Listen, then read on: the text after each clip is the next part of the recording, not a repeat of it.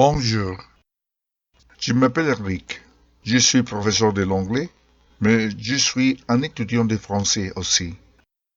C'est une grande opportunité pour moi de partager avec toi notre premier podcast. Il est très stimulant de savoir que notre travail est écouté par tous les gens qui sont intéressés dans les religieux aspects de la Bible. Mais il est plus intéressant les aspects historiques de la Bible aussi.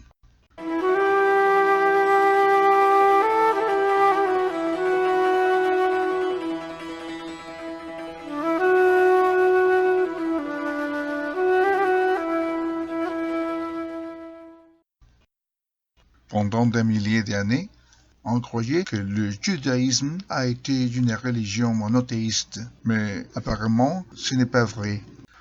Certaines découvertes archéologiques ont conduit à la conclusion que l'ancien judaïsme n'était pas une religion monothéiste, mais polythéiste. Contrairement aux idées reçues, les Canaanites n'étaient pas une tribu, mais un groupe d'habitants de différentes origines. Le grand territoire de Canaan était habité par beaucoup de tribus et nations. Entre eux, nous avons les Philistines, les Phéniciens, les Amorites, les Égyptiens, les Israélites, les Hittites et les Jébusiens. Comme on peut voir, il y avait beaucoup de nationalités dans ces grands territoires de Canaan. À l'époque, les Israélites étaient partis d'une confédération de tribus qui parlaient la langue sémite. Les habitants de Canaan étaient tous païens et polythéistes. Les anciens Israélites adoraient les montagnes, les planètes, les étoiles et la nature. Baal est une appellation générique d'un dieu accompagné d'un qualificatif qui révèle quel aspect est adoré.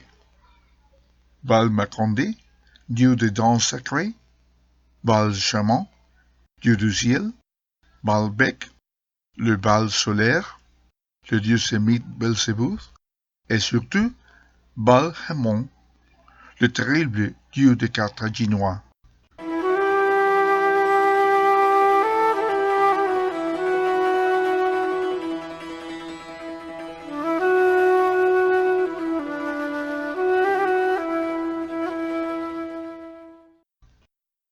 Les adorateurs de Dieu Baal vénéraient ce dieu au Monte Carmel.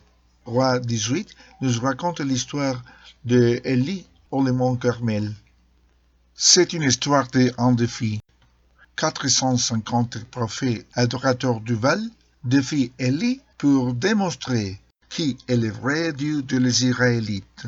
Les 440 prophètes adorateurs de Baal préparent un sacrifice, mais leur Dieu ne répond pas.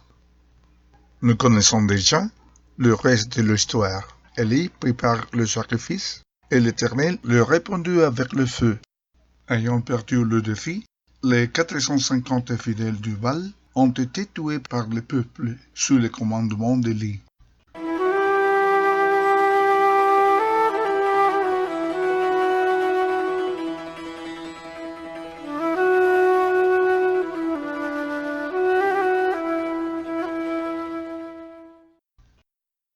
L'Ancien Testament a plusieurs histoires sur le massacre du peuple.